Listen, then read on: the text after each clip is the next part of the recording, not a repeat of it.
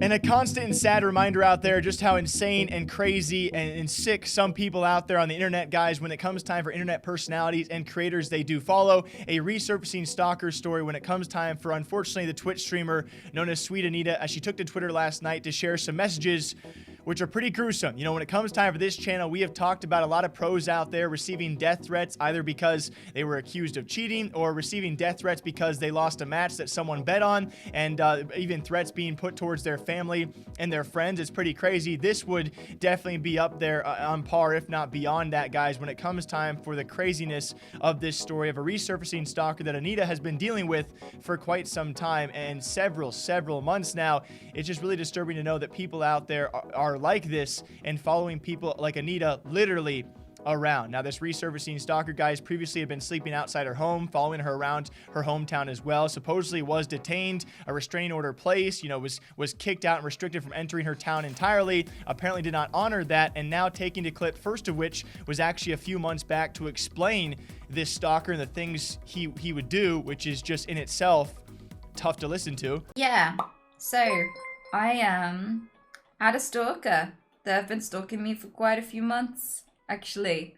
They've been coming to my house. They've been sleeping pretty much in my backyard, watching the house. And the other day, some shopkeepers had to intervene and kind of hold him back while he chased after me, because he waited outside my house, followed me into a shop, then waited for me outside the shop. And when I told him to leave me alone and asked if he had a knife, he didn't respond. When I said, "Are you going to let me walk home alone?" he said yes. And then when I went across the road, he started chasing, and two guys ran out of the shop and grabbed him, and then grabbed hold of the gate to another area of town. And so I went through the gate, and they held it closed so that he couldn't pass them and continue to follow me. It's not the worst thing he's done. He has actually physically assaulted me. And then even further, apparently as of a recent stream, she shared what he had stated. And this is just, you got to imagine what it's like to be in her shoes. Just try and imagine what it's like to read these kind of messages and not know whether or not someone is serious. And she's experienced how serious this stalker is, right? I'm sure a lot of people out there can read these comments and write them off, but she's experienced this person before. To have that same supposed person be saying things like this, I would be terrified. As apparently stating, "I'll kill you soon.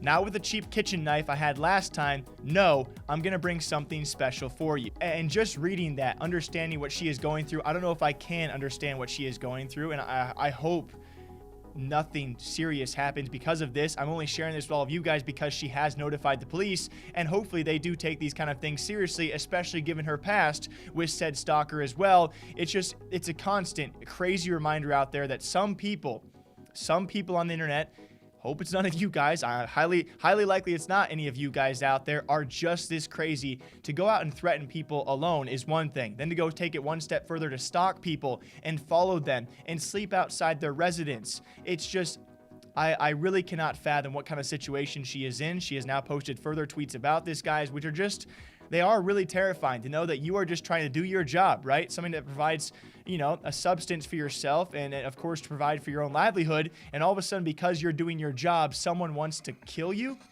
for no apparent reason, just because you're out of the blue. It's just sucky reminder out there that some people are just literally very sick. I'm wishing the best of luck for the situation. I hope the police do take the situation very seriously, and thoughts certainly and prayers go out to Sweet Anita as well as she deals with the situation again and ongoing. Until next time, I hope you guys all enjoy. Drink that water, drink that coffee. Crazy stories coming out every single day, all day long. Thank you guys for watching and, enjoying me breaking it down for all of you. Until next time, take care of yourselves, all right? I'll see you guys back here sometime soon.